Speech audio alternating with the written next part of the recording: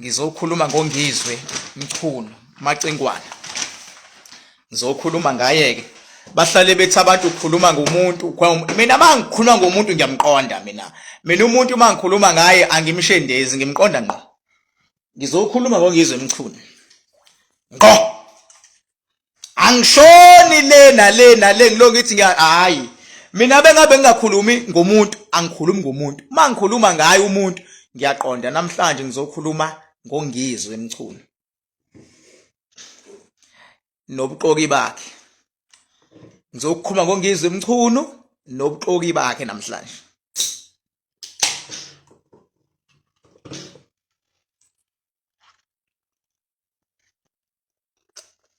Ngizokhuluma ngoNgizwe Mchunu nobuqoki bakhe.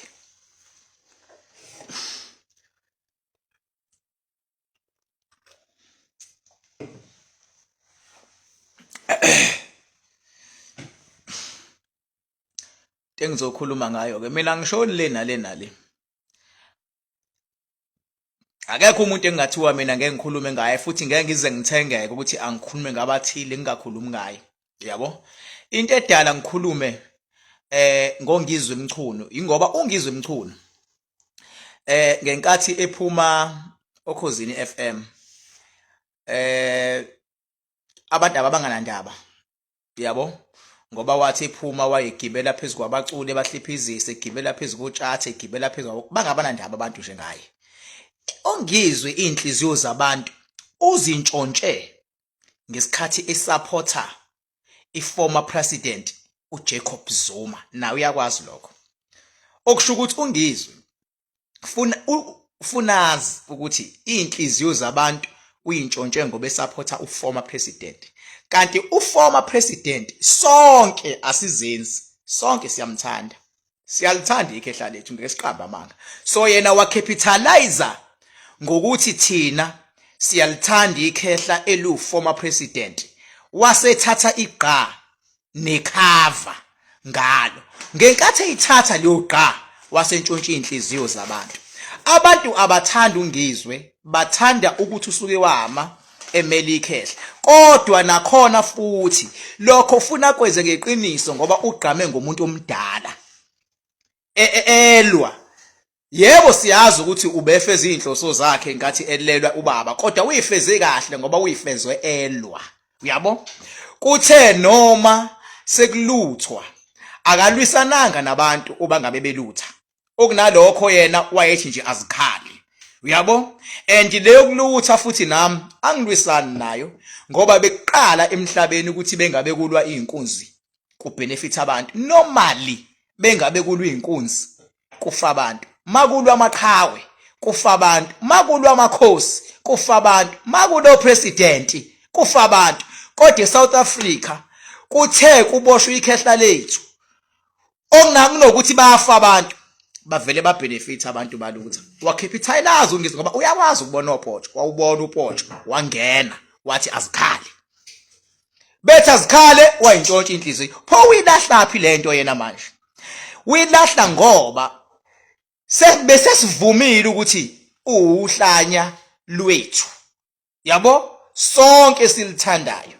Inkinga nokuhlanya kwakho uhlanye ngahlanye ngoba khona abantu ahlanyela kubona. Khona abantu angahlanyela inhlobo kubona.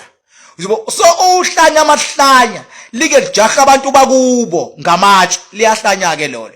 Lijaha abantu bangaphandle ngamatshe.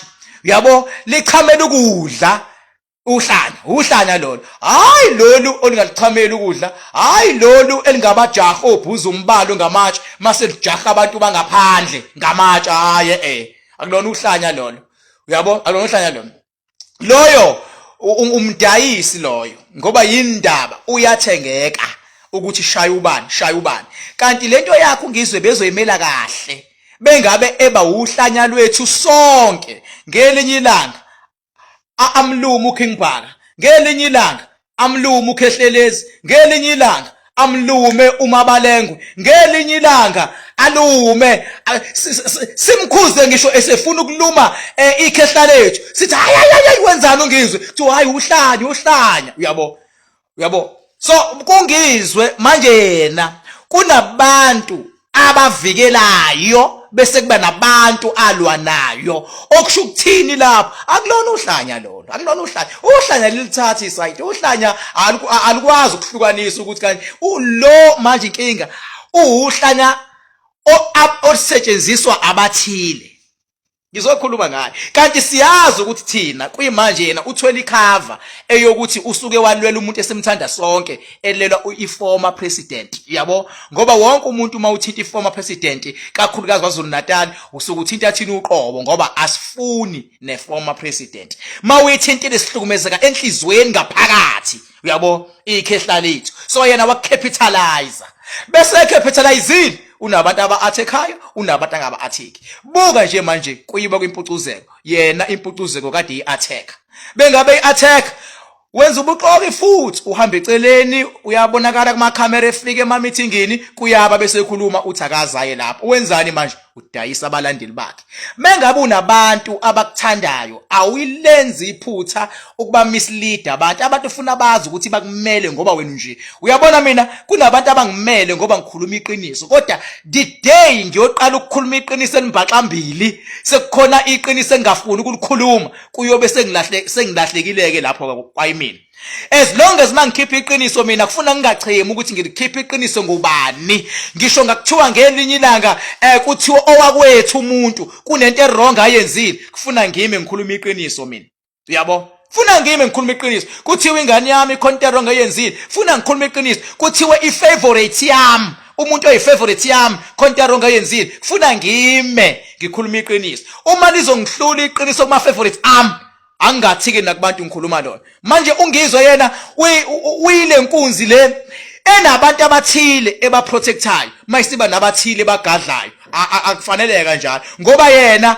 uhlanya ngokomthetho kufuna bewuhlanya lwethu sonke yabo ngelinye ilanga kubonakala ukuthi hayi la uphela ubekhuluma iqiniso ungizwe ebhekise ngani manje angabi yena ulimele iqiniso bebhekisa kwabanye abantu uyabo bese ngekho isidingo sokuthi afuna ukulwisana nempucuzeko ngoba uza ngaqasheka impucuzeko nje ingoba yindaba ingoba akathembeki ukuthi ngempela usuke nizoya phambili nithi niyaphambili sometimes yena ekudonsela emuva nakho nje mina wafika kumina ngimqasha ngithi ngimqasha ngo-30,000 yabo sizodumisa uNkulunkulu yabo ngokuthi asikhohliwe imvelaphi yethu njengabantu siyamdinga yena njengomuntu orepresent amabhinqa siyamdinga njengomuntu orepresent amabhinqa siyamdinga njengomuntu owamela amabhinqa ukuthi akafike enkonzweni sidumisa abe khona nomuntu wakabhinqa nation wathi angiyilapho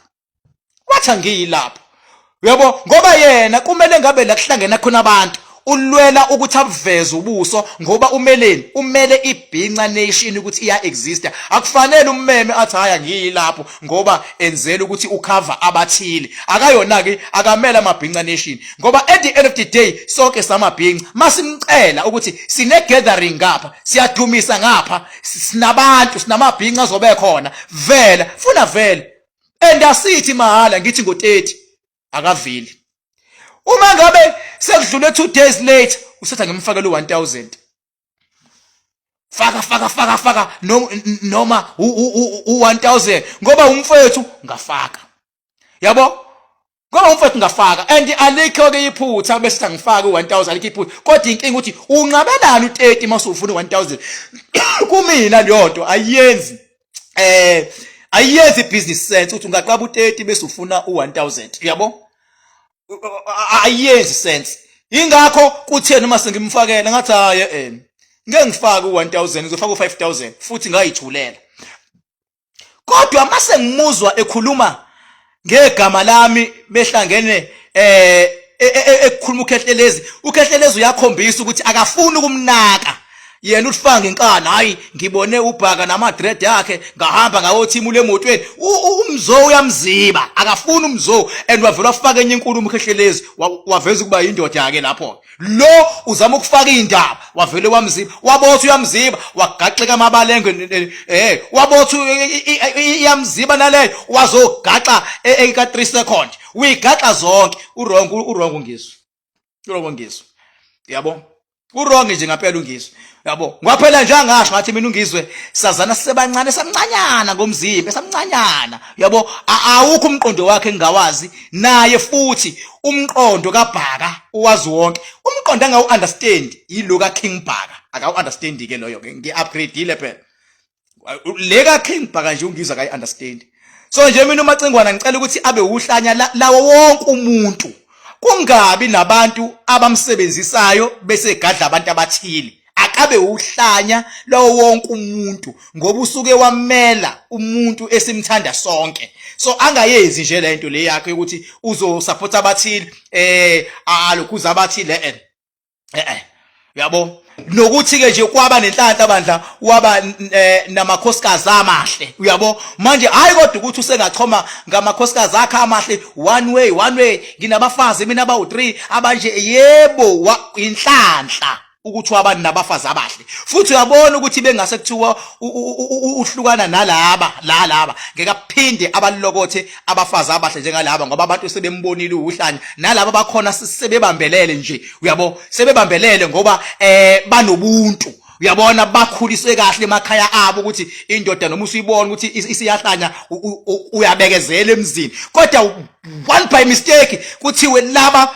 by mistake bayaphunyuka ngeke aphinde abathole abahle njengalaba khohlwa abakhuluma isingisi kanje khohlwa othola wona amabhinqa amanye ayovela memeze nje ogcile ethola amabhinqa kanjalo ngeke aphinde abathola abahle njengalaba yana yabo ngeke futhi naye ngiyolapha usebambelele okugcina ngci hawu ngeke nje siloshona le nale lokuthi why uNgizwe uyasathi uNgizwe this no mina nje ngikhuluma straight talk ukuthi uNgizwe akabe uhlanya lwethu sonke ngoba usuke wamela umuntu esimthandayo sonke yabo waye right impela mase kubhuzwa kuyoliuthwa bengabethi azikhale nakuba ayengahlohli ukuthi akuluthwe kodwa le yanto yayifaka imoral mase kuthiwa azikhale wawuvela babona abantu khona iEnergy ababeyithola hayi ukuthi yayiqhamuka ngizwe yayiqhamuka ngoba kwaqade kuboshwe ikhehla ngendlela eyayikade ingekho right ngenhlanhla uhulumeni wethu wakurealize lokho ukuthi ikhehla liboshwe ngorong awusiyabonga uhulumeni walidedela ikhehla lethu yabo walidedela ikhehla lethu futhi nakhona siyacela ke bandla ukuthi lingaloku hlushwa ke manje lishawa ngama heart attack lokuthiwa lizoye enkantolo lizoyapi ake nje liyeke relax manje ikhehla amadoda lahle ukuze bakwazi nabanye osopolitiki ukuyothola izibusiso bayohabula kulona ngoba phela umuntu beyifoma kunelungelo wena uza ngemuva ungahabula kuyena ngoba une experience uyabo akulona iphutha makuthiwa kuyohabulwa kulona iphutha yabo mina ke nje bandla ngishoni le nale ngikhuluma nje iqiniso ngenhlanhla futhi ngoba ikhehla liyakwazi ukukhuluma naye liyomtshela mayifika le vedi ukuthi hayi uNzama bekhuluma la uNzama akabe uhlanya engase abe uhlanya lethi sonke hayi ungabona ngayithola ngisho izibusiso lapho hayi kodwa ukuthi asebenziseke hayi khona abantu uNgizwe angeke abashaye nangeke aba expose ethande engathandi hayi alokhu uhlanya okwazi ukubheka ngemali mase liyathula ngaphela utsotsi loyo utsotsi straight loyo ngithe nje uNgizwe ake ngethi nje namhlanje ngimsike yena ngqo ngeke ngilo ngixuba nezinto eziningi ngeke ngilo ngixuba into eziningi ukuthi nje wanqaba u30 uyabo ngimnika at the same time following 2 days later usezofuna ukuthi ngimqalaza yabo ngenhlanhla ngaqalaza futhi ngaqalaza ngo5 stina futhi nakhona hayi futhi udo 5 stina mangimqalaza ngawo sengithi hayi ke lalela ke isimpela ngangeke ngize ngitshele lento into edale ngikhulume ingoba ilanga ngimqalaze ngalo ngo5 stina ilanga ahambe waya kongihleba ngalo uyabo ilanga ngihlebe ngalo engihleba kukhehlelezi ngenhlanhla ukhehlelezi ubhekile uyayibheka into yakhe wavele wangayi entertainer le yanto leyana yena wayethu uyaqeda ungaqeda ngubani ungaqeda uKing Bhaka makuthiwa ngihambile ngibonile ngizenzile akudlalwa hoyibo akudlalwa angiphezi kaNgizwe ngeke ngilonge iquba nento eziningi ngithi hayi uNgizwe nokucha namhlanje ngiphezi kaNgizwe nje iqondile ngqo yabo ngeke abantu ungadina ngicela abantu ungifakele lapha ilento charger khona ngizocharge. Please let me pause for a few minutes. I'll be back right now. I'm still connecting the charger. Yes. Okay, cool. Thank you very much. I'm back now. Yabo. Ngeke nje ngilokushona lena le kube sengazuthi suka. Suka nini madoda ikama ngokubhaka isibongo wakanizama bathi ngihambile bathi ngibone bathi ngizenzile. Mangabe ukuthi la ekhona uyanyanya ukuthi ngithi bekumele abe uhlanya lwethu sonke. Makuthi uyanyanya le khona fokofo. Makuthi uyanyanya le khona fokofo ke. Yabo kwakiyela ke fokofo mayenyanya. Phela akekho umuntu ongathiwa ngaphila emhlabeni angatshelwa iqiniso. Mina umuntu onelungelo ukutshela abantu iqiniso. Ongafune ukutshelwa iqiniso la fokofo. Ubani sangamtshela akekho hayibo njengoba mina ngikhona ngikholela ukugada ukuphuma eceleni yabo angichemi futhi funa ngenhlahla ngoba sebekwazi ukungicela abantu bethi King Bhaka ke ukhulume ngokuthi kade bengicela bethi ake ukhulume ngaleli hlathele uNgizwe ngiphezulu kwalo impela ke manje ngiphezu kwakho umacingwana kwakhe impela futhi right impela ukuthi after ngaveza ukuthi uwrong ukukhuluma ngami wavela wathula nya futhi nginayo futhi video la ngizoyifaka futhi bengabe uthi ke kanjani la eshwa khona ethi hey kade besho nabantu bethi angakuphenduli ngoba uyinkosi ngathi ba right abantu ngizoyifaka leyo nto leyo phezulu kwamacingwana manje angihleki futhi angithi nsi hleka ngithi nsi yabo angene futhi naye mama uthi uyangizwa angene naye ngimfaka nje kulayini ukuthi akabe uhlanya lethu sonke ngoba usuke walwa umuntu esemthandayo waphinda futhi ngesikhathi kuluthwa wangakhombisa ukuthi uyalwa nento leya uyabo uyalwa nento leya ngoba kwaqala ukuthi makukhontenza la ezweni kubenefit abantu yabo ngazizwe ezinye inyoni nje zithi hey ukulutha bekuluthelwane vara ngathi kubayazi abantu ukuthi makuthiwa kulwa inkunzi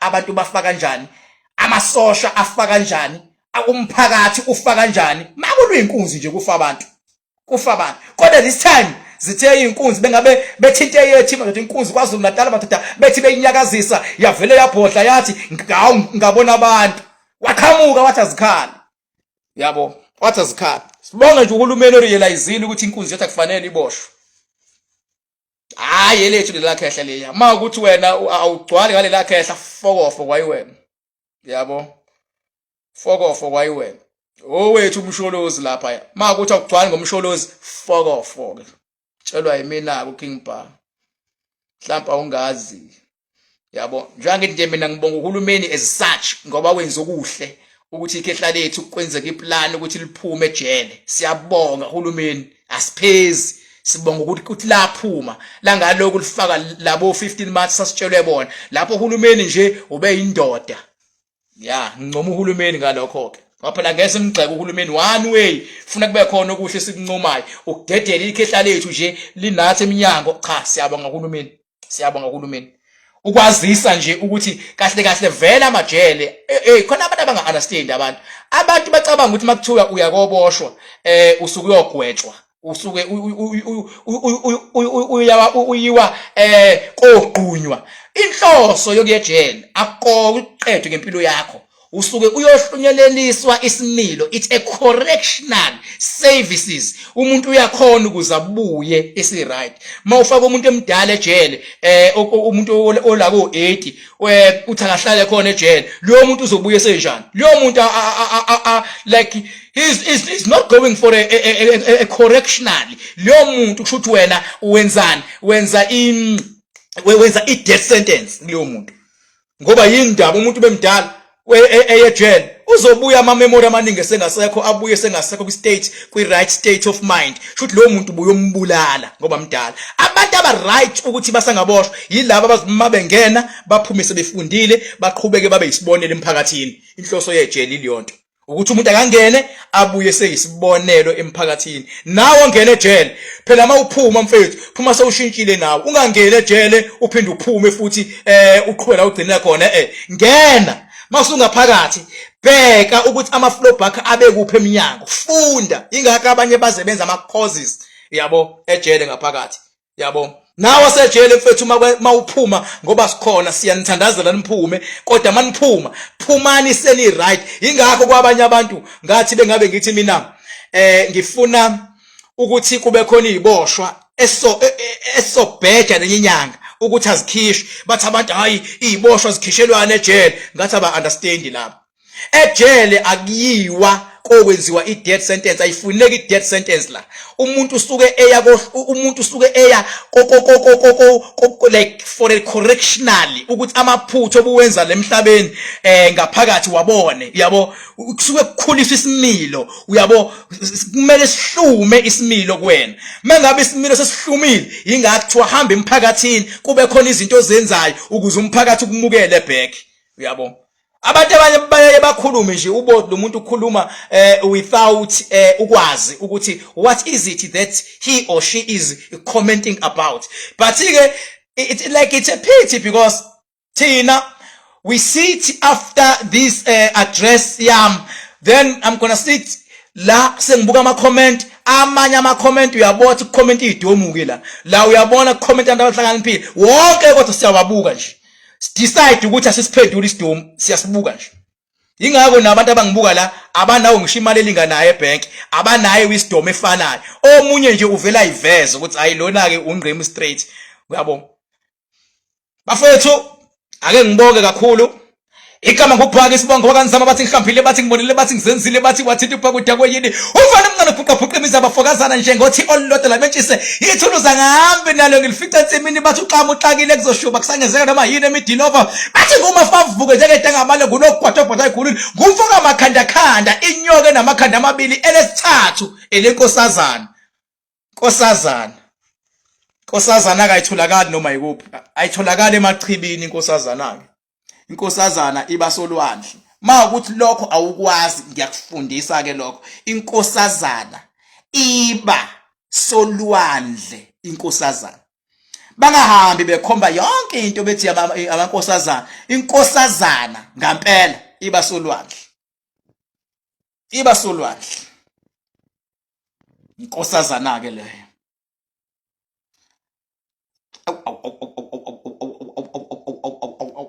Awusukaneni madoda. Awusukaneni madoda. Bese nginikhumbule ure. Hayi kulungile. Ake ngivalelise sengicela ukuvalelisa. Sesiyahamba sicela ukuvalelisa.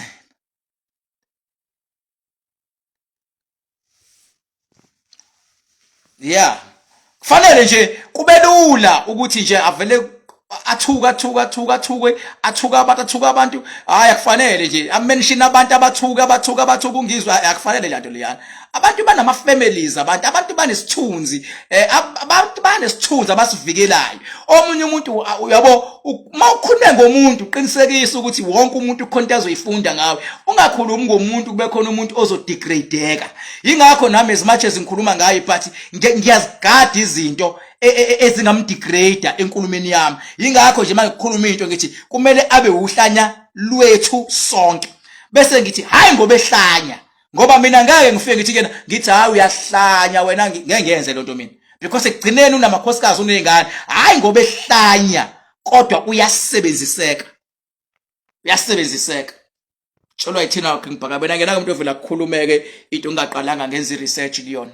Yabo. Yeah, hayi ngoba ehlanya kodwa uyasebenziseka. Yeah.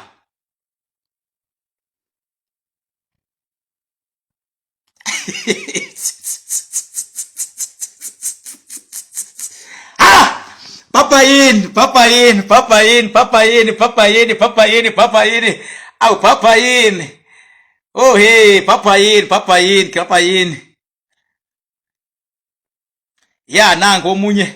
Hayi ngizoyichaza le yokubulawa kwabantu emathaveni. Ngiyabona abantu bathi ake ngikhulume ngendaba yokubulawa kwabantu emathaveni nokufa kwabantu. Hayi ngizoyichaza. Kodwa abantu ufuna ba understand ukuthi bengabe kune business elikhona. abantu bayasukuma ukuze ibhizinisi labo bafuna likhule. Uma besukuma abantu kuyaye kutholakale imimoya ezolanda abantu. Mangabe nje ukhulisa into ngoba kunemimoya osuke uzonikwa yona inyanga yakho noma ubani okuyiyona ezolanda abantu ukuze abantu bezophuza la.